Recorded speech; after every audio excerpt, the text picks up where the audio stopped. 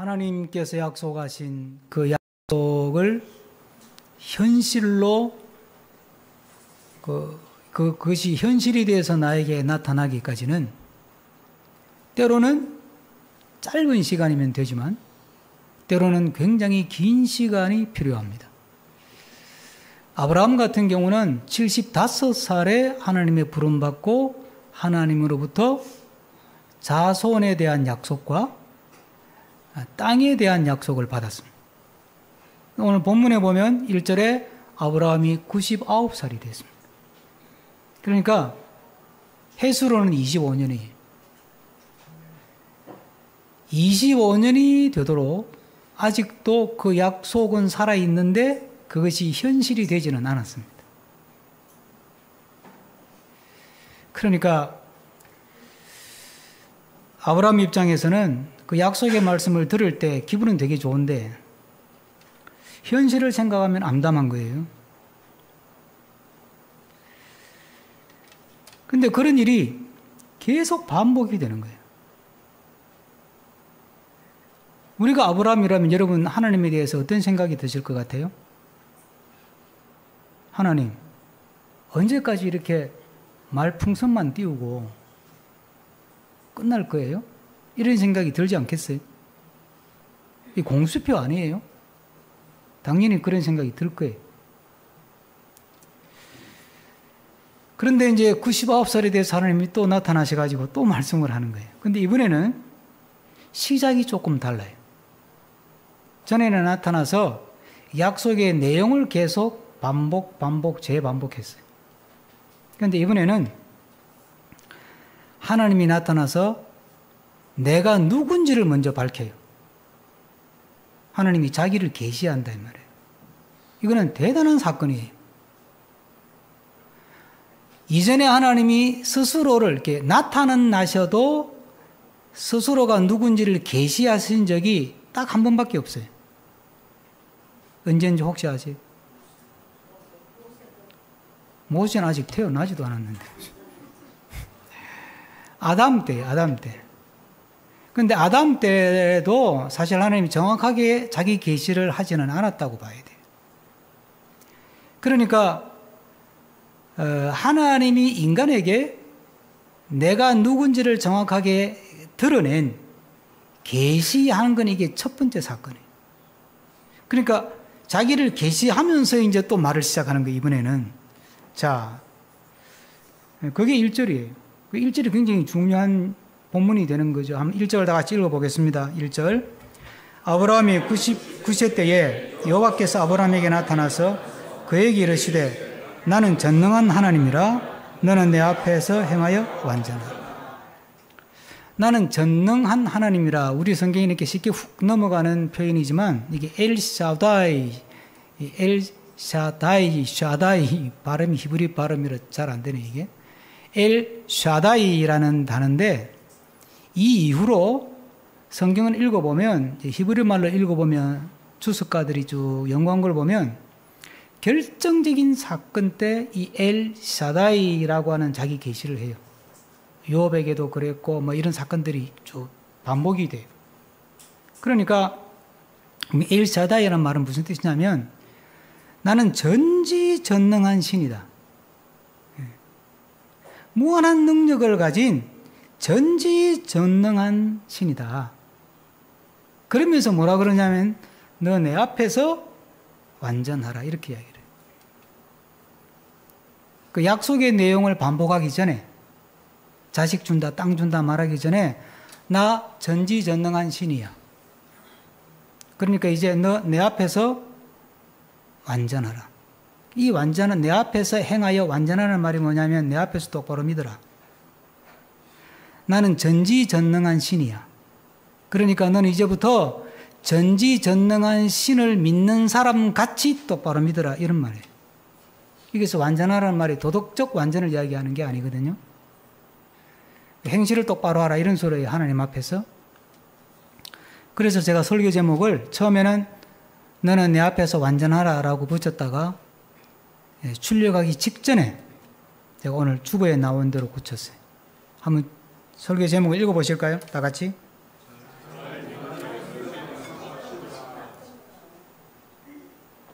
잘 믿는다는 건 어떤 건가? 여러분 머릿속에 많은 생각이 있을 거예요. 그죠? 뭐 오랫동안 믿어오신 분들은 난 나름대로 잘 믿어왔고 내 믿음은 괜찮습니다. 이렇게 생각하는 분도 있을 거고 어쨌든 그 생각하면서 오늘 쭉 말씀을 한번 생각해보고 묵상해 보는 거예요. 이게 믿음에 대한 100% 설명을 할 수 있는 건 아니겠죠. 하나의 본문 가지고. 그래서 제가 아침에 성경 공부할 때 믿음이란 무엇인가에 대해서 7가지 요소로 제가 쭉 공부를 하고 있어요. 오늘 이제 4번째 요소까지 왔어요. 성경적 지성, 성경적 감성, 성경적 의지, 그 다음에 성경적 신뢰. 그 신뢰는 뭘 신뢰하는 거냐 5가지로 설명을 했어요. 이제 다음 주에 걸쳐서 이제 7가지를 다 설명하면 그게 믿음을 구성하는 7개 완전 요소를 우리가 공부하게 되는 거예요. 그 7가지가 제대로 갖춰져 있어야 우리가 제대로 믿는 거예요. 그러니까 오늘 본문을 통해서 오늘 본문은 그 중에서 이제 오늘 공부한 신뢰 부분에 해당되는 요소가 많아요. 어쨌든 나는 전능한 신이야. 너 나 앞에서 똑바로 믿어. 그럼 어떻게 믿는 게 전능한 신 앞에서 그 전능한 신을 똑바로 믿는 것인가? 한번 생각하면서 하는 말씀을 묵상하겠습니다. 그러니까 하나님이 자기 계시를 딱 하고 나서 1절에서 2절부터 뭘 하시느냐 하면 다시 한번 그동안에 약속했던 그 약속, 자식 줄게. 그리고 자식이 번성할 거야. 땅 줄게. 너가 지금 자리 잡고 있는 가나안 땅 너한테 준다. 이 약속을 계속해요. 2절부터 쭉 그 얘기가 나와요. 그걸 계속 똑같은 얘기를 반복해요. 2절, 3절, 4절이 그 이야기예요. 그러고는 5절에 와서 아주 뜬금없는 요구를 해요. 요구라고 할까? 말씀을 해요. 다 같이 한번 5절을 읽습니다. 5절 시작. 이제부로는 내 이름을 아브람이라 하지 아니하고 아브라함이라 하리니 이는 내가 너를 여러 민족의 아버지가 되게 함이니라. 아브람을 아브라함이라고 이름을 바꿔줘요. 아브람이란 고귀한 아버지라는 뜻이고 아브라함이 되면 여러 나라의 아버지, 여러 민족의 아버지라는 뜻이 돼요. 그 다음에 건너편을 보면 15절에 제일 아래쪽부터 건너편이니까 15절 한번 읽어봅시다. 부인 사레의 이름을 또 바꿔줘요. 다 같이 15절입니다. 하나님이 또 아브라함에게 이르시되 사레라 하지 말고 사라라 하라. 이 사레는 발음이 비슷하지만 뜻은 아주 달라요. 사레는 나의 공주라는 뜻이에요. 그러니까 예뻤던가 봐, 예쁘기는. 근데 사라가 되면 발음이 여자 주인이란 뜻이에요. 여주인. 그러니까 이걸 조금 격상을 시키면 왕비 이런 의미가 되는 거지. 아브라함이 열국의 아버지니까 사라는 열국의 어머니니까 열국의 왕비가 되는 거예요. 그런 의미에서 여주인 이런 뜻이 되는 거예요. 자, 여러분 이게 지금 어떻게 되는 상황이에요? 자, 하나님이 또 이제 99살이 나타나셔가지고 이제 여러 번이 나타났어. 약속해놓고 안 지켜주시더니 갑자기 나타나가지고 야, 나 전능한 신이야. 나는 엘 샤다이야. 그러니까 이제부터 너 내 앞에서 똑바로 믿어. 그리고는 약속을 또 너 잊지 않았지. 내가 이런 약속했어. 에? 자, 그러니까 지금부터 너 이름 바꿔. 너 이름. 어떤 상황이에요?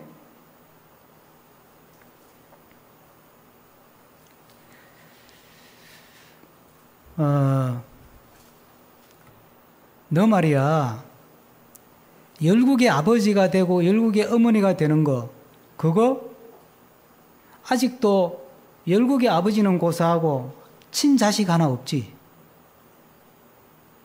그렇다고 그거 가지고 너 지금 나 원망하고 불평하고 속으로는 못 믿겠다 싶고 하나님이 장난치시나 싶기도 하고 너 그럴 거야, 마음에. 내가 너 마음 모르는 줄 알아. 네. 그런데 너는 분명히 열국의 아버지가 될 거고 너의 부인은 열국의 어머니가 될 거야. 네? 그러니까 이제부터는 내가 너에게 새로운 이름을 준다. 이 말은 이스라엘 백성들 전통에서 새로운 이름을 준다는 말은 새로운 정체성을 주는 거예요.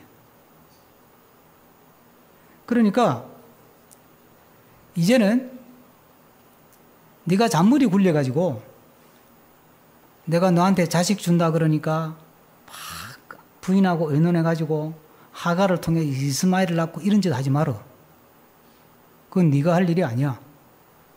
너를 열국의 아비로 만들고 너의 부인을 열국의 어머니로 만들고 여러 민족을 만들고 너의 자손들 중에서 왕들이 막 나오고 하는 거는 내가 할 일이야.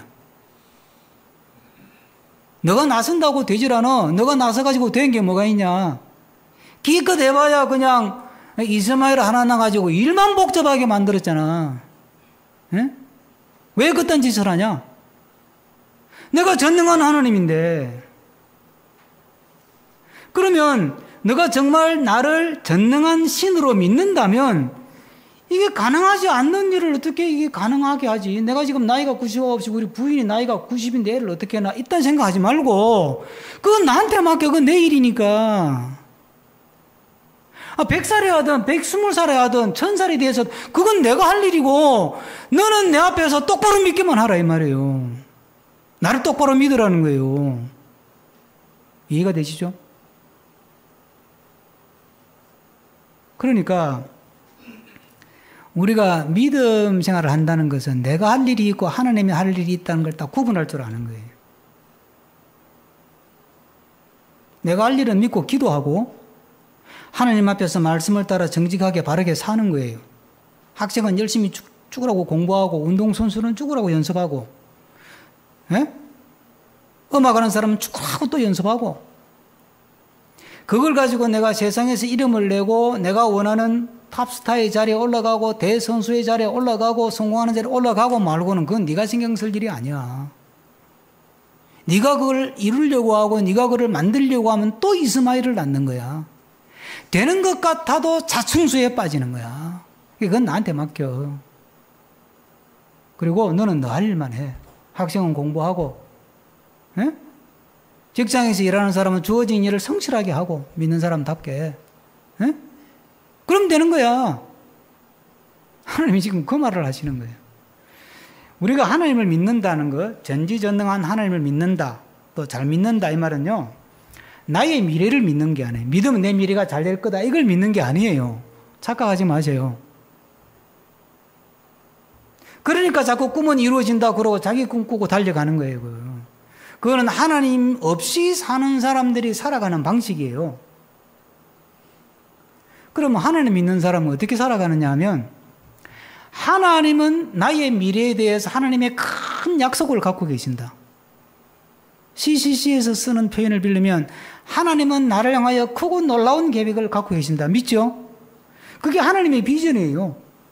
그게 하나님의 약속이라니까. 내가 너를 열국의 아비가 되게 하고 내가 너를 열국의 어미가 되게 하고 내가 너의 후손을 통해서 왕들이 일어나게 할 것이고 여러 민족이 일어나게 할 것이다.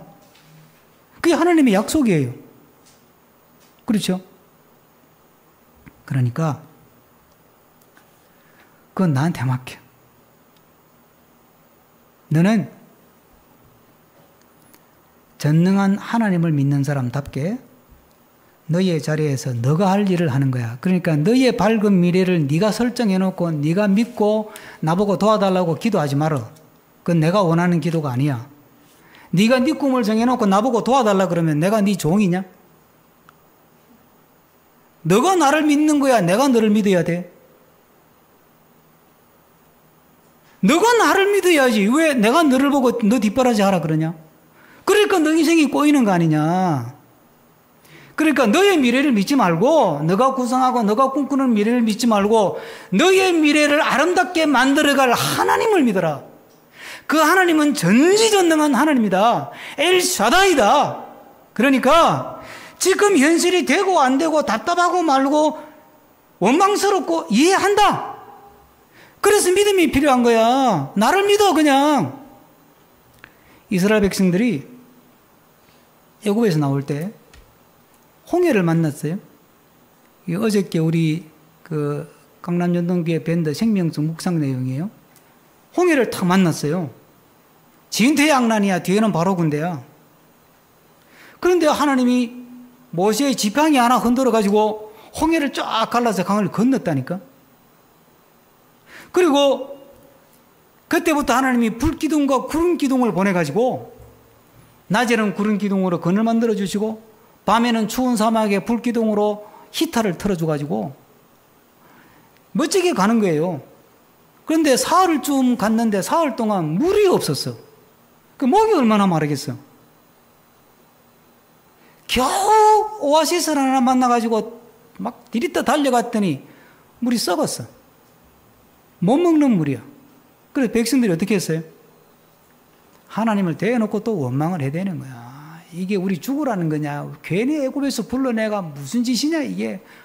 모세 원망하고 하나님 원망하고. 그럼 생각해봐요, 여러분.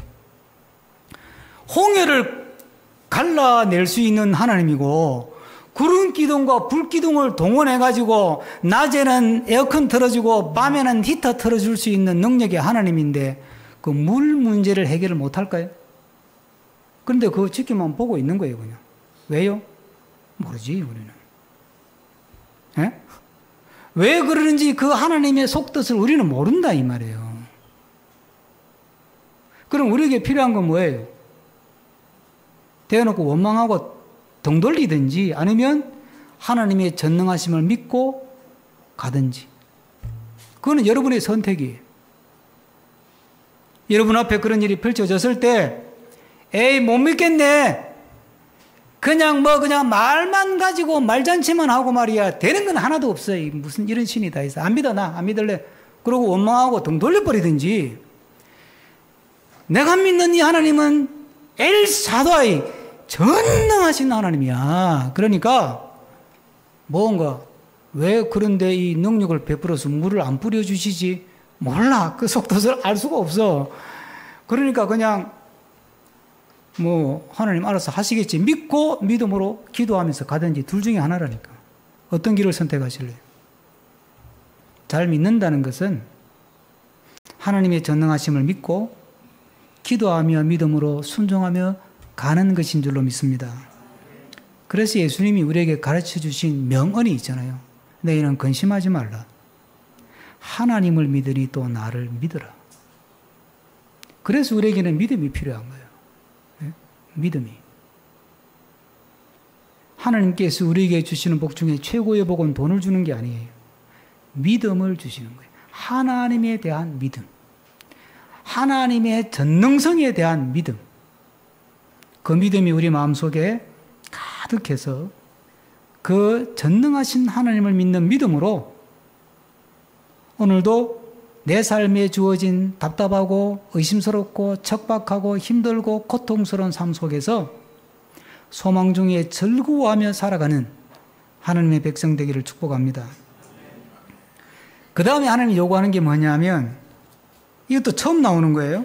자, 다 같이 10절 읽겠습니다. 10절. 너희 중 남자는 다 할례를 받아라. 이것이 나와 너희와 너희 후손 사이에 지킬 내 언약이니라. 할례를 행하래요. 그런데요, 할례는 이스라엘 사람만 행하는 게 아니에요. 중건동지대 거의 대다수 민족은 다 할례를 행했어요. 고고학적인 발굴에 의하면 남미 사람들도 할례를 행했어요. 옛날에.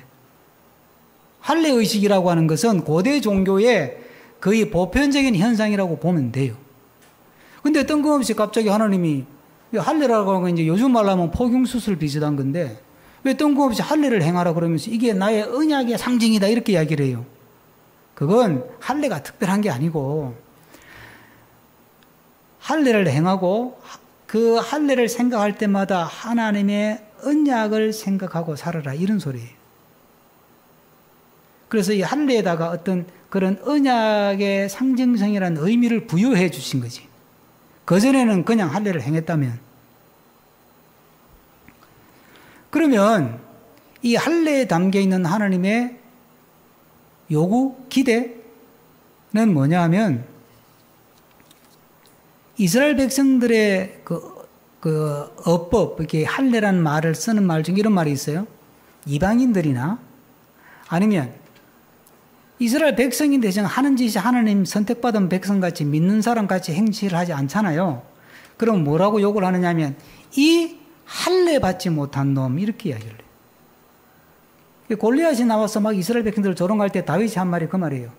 이 할례 받지 못한 자가 어떻게 감히 하나님을 조롱하느냐 이러고 이제 나섰잖아요. 그러니까 이 할례를 받는다고 하는 것은 하나님의 백성으로 구별된 자가 된다는 뜻이에요. 근데 우리는 할례를 안 행하잖아요. 그래서 로마서 2장에 보면 하나님이 이제 성경에 할례는 마음에 할지니 육신의 할례는 할례가 아니다 이렇게 얘기를 해요. 우리는 마음의 할례를 받은 사람이에요. 마음의 할례를 받는다는 게 예수 그리스도를 믿음으로 내가 하나님의 자녀가 되는 거지. 그러니까 예수 그리스도를 믿는다고 하는 것이 마음의 할례를 받는 것이고 그 할례를 받음으로 나는 이제 이 세상에서 전능하신 하나님을 믿고 사는 사람으로 구별됐구나. 그러니까 할례를 받은 자는 하나님의 구별된 백성의 정체성을 가지고 살아야 된다는 게 잘 믿는다는 것은 나는 마음의 할례를 받은 자가 돼서 이 세상에서 구별된 자로 사는 사람이구나. 이 생각을 하고 사는 게 잘 믿는 거예요.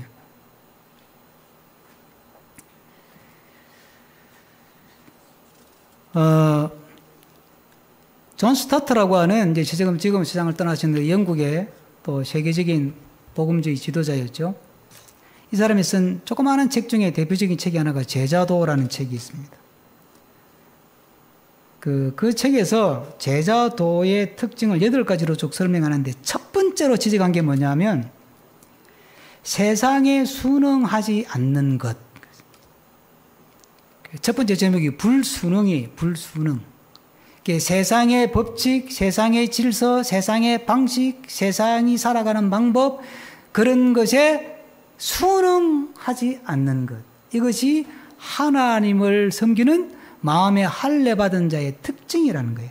자식을 키워도 세상 방식으로 안 키우고 사업을 해도 세상 방식으로 안 하고 공부를 하고 시험을 치고 미래를 위해서 노력을 해도 세상 방식으로 하지 않고 하나님의 택한 백성답게 뭔가 차별화된 삶을 살아간다.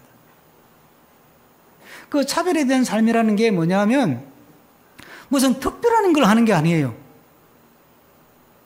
언약이 구체화된 게 성경 말씀이잖아요. 그 말씀의 가르침을 따라서 말씀의 원리를 가지고 자식을 키우고 말씀의 원리를 가지고 일을 하고 말씀의 원리를 가지고 공부하고 그렇게 살아가는 거예요.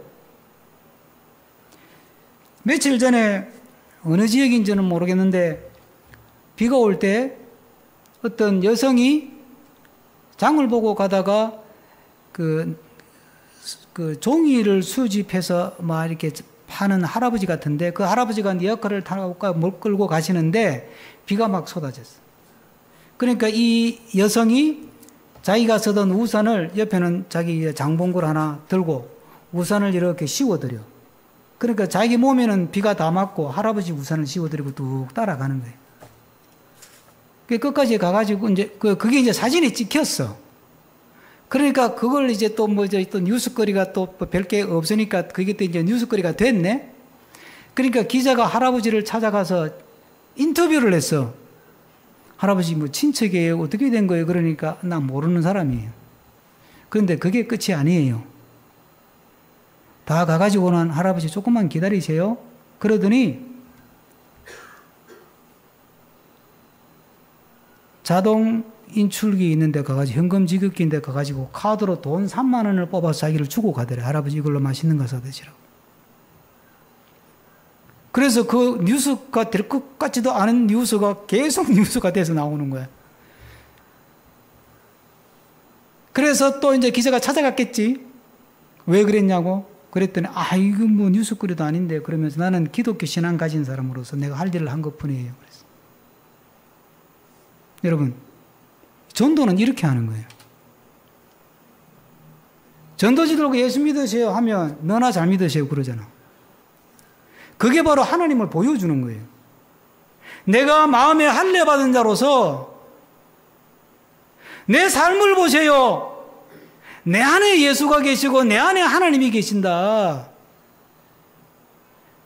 내 삶을 통해서 그걸 볼 수 있지 않습니까? 그러면 전도가 되는 거 아니겠어요? 제가 오늘 설교 원고에 쓴 내용 중에는 이 대목에서 제가 교회에 대한 설명을 좀 하고 싶었어요. 양이 좀 길어서 지금 설교하면서 망설이는데 이걸 다 다루나 마나. 요점만 그냥 듣자고 넘어갈게요. 여러분, 아브라함을 시작으로 유대교라고 하는 종교가 만들어지는 건 아시죠? 그렇죠? 그 이전에 수메르 시대, 메소포타미아 이런 시대에 대단히 유명한 신들이 많았어요.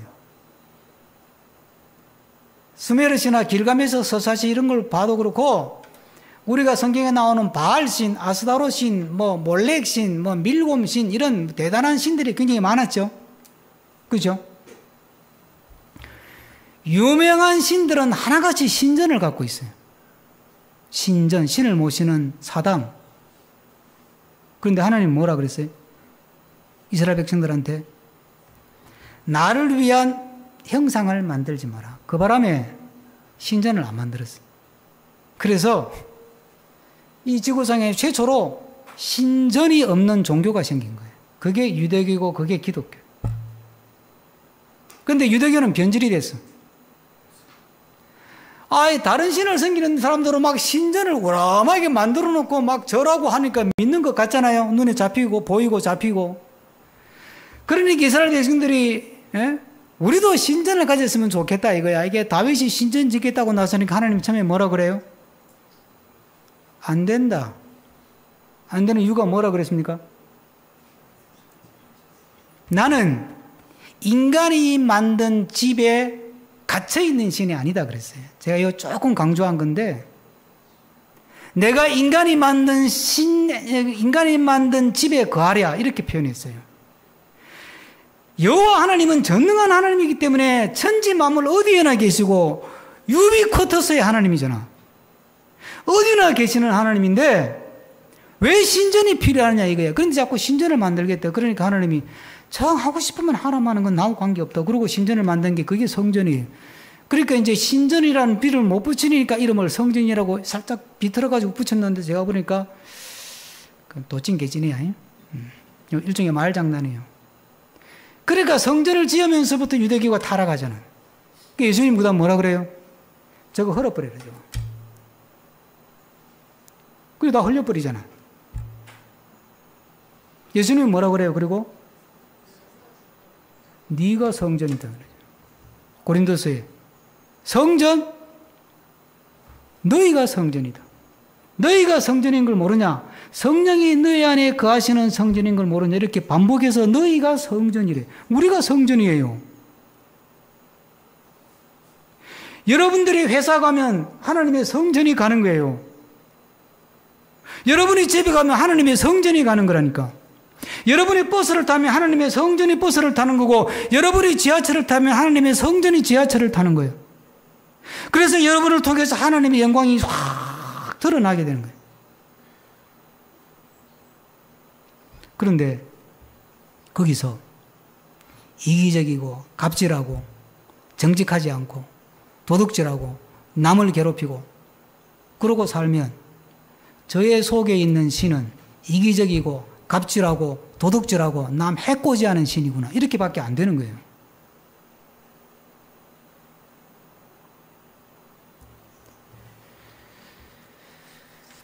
내가 성전입니다. 다른 데서 성전을 찾지 마시고 내가 머무는 것이 어디나 성전이에요. 이 교회는 성전이 아닙니다. 신전은 더더욱 아닙니다. 주님을 모시고 사는 성전들이 모여서 주님을 모시고 사는 백성들이 모인 무리들, 이들이 더 하나님을 잘 섬기고 하나님을 더 잘 믿고 또 하나님의 영광을 더 드러내고 더 성별되고 구별된 삶을 살기 위해서 서로 모여서 서로 격려하고 서로 축복하고 서로 또 도전하고 서로 힘이 되고 그러기 위해서 만들어준 공동체지. 교회는 신전은 더더욱 아니고 성전도 아니에요. 여러분이 성전입니다. 그런 분명한 자의식을 가지고 여러분의 삶의 현장에서 살아가기를 축복합니다. 끝으로 생각하는 게 뭐냐면, 그 다음에 이제 사라 이름을 바꿔주고 또 거기서 뭔 이야기를 하느냐면, 또 자식 준다고 또 그래. 그러니까 이제 아브라함이 완전히 열받아가지고, 이거는 제 해석이에요. 성경에 열받았다는 말은 없어.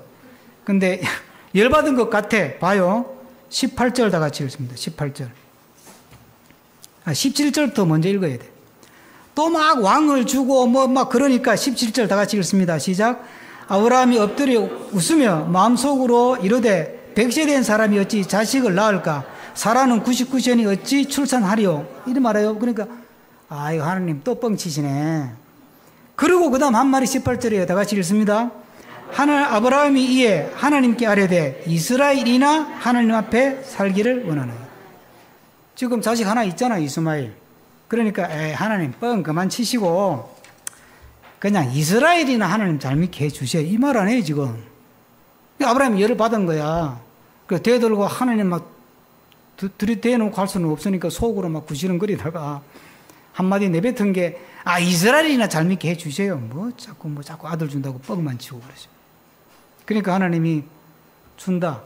그리고 뭐라 그러느냐면 이름을 이삭이라 하라 그래요. 그리고 나서 아주 묘한 말씀을 해요.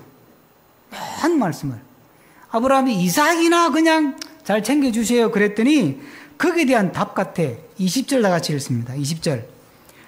이스마엘에 대하여는 내가 너의 말을 들었나니 내가 그에게 복을 주어 그를 매우 크게 생육하고 번성하게 할지라. 그가 12두령을 낳으리니 내가 그를 큰 나라가 되게 하리라. 진짜 이스마엘은 그 후손들이 12민족을 이뤄가지고 그 중곤동 지역에 대단한 세력을 만들어요. 그러니까 복을 주죠, 그죠? 주는데 그 다음 말씀이 더 묘해요. 자, 21절 다 같이 읽습니다. 내 언약은 내가 내년 이 시기에 사라가 내게 낳을 이삭과 세우리라. 이건 또 뭐 말이에요? 내 언약은 누구하고 언약을 맺는다고요? 이삭하고 맺는다. 이스마엘이 잘 나가고 이스마엘이 왕도 되고 나라도 건설하고 돈도 많이 벌고 큰 대기업도 이루고 출시도 하고 셀럽도 되고 인사도 되고 다 돼. 그건 나가 다 해줘. 잘 먹고 잘 살게 해줘 내가. 그러나 이스마엘과 그 후손은 내 언약의 백성은 아니야. 내 언약은 누구하고 맺는다고? 이삭하고 맺을 거예요. 무서운 말씀이에요. 예수 믿고 열심히 기도하고 충성봉사하고 헌금 많이 하면 부자 되는 것이고 믿음이 좋은 열매는 부자가 되고 세상에서 성공하는 것이라는 공식이 안 맞아 들어가는 대목이에요.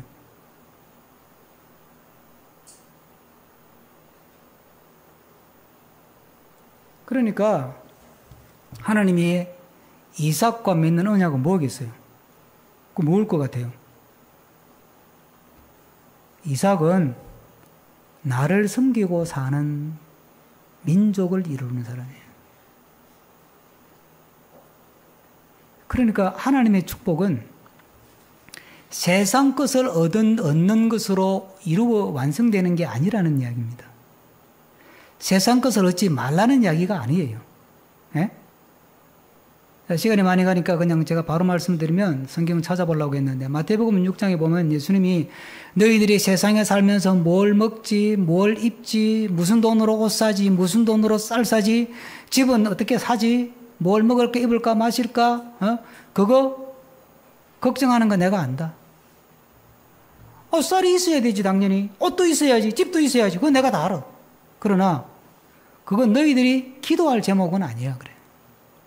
그건 이방인들이 기도하는 거고 너희들이 구할 것은 뭐라 그래요?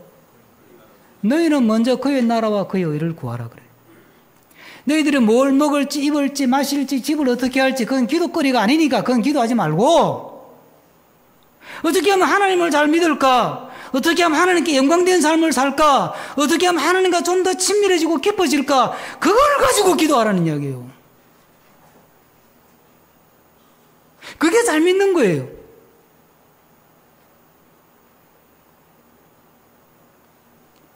그러면 예수님 뭐라고 했냐면, 그리하면 이 모든 것을 뭐라고 했어요? 더하여 주시리라. 그거는 결과적으로 하나님이, 주님이 알아서 챙겨주시는 문제다, 이 말 아니에요. 그럼 우리가 힘써서 구해야 될 건 뭐예요? 어떻게 하면 주님을 더 잘 믿고, 어떻게 하면 주님께 영광이 되는 삶을 살고, 어떻게 하면 예배를 잘 드리고, 어떻게 하면 기도를 더 열심히 하고, 어떻게 하면 주님을 더 깊이 알아가고, 거기에 신경을 써야 되지. 엉뚱한 데 신경을 쓰니까 자꾸 믿음의 스텝이 꼬이는 거예요.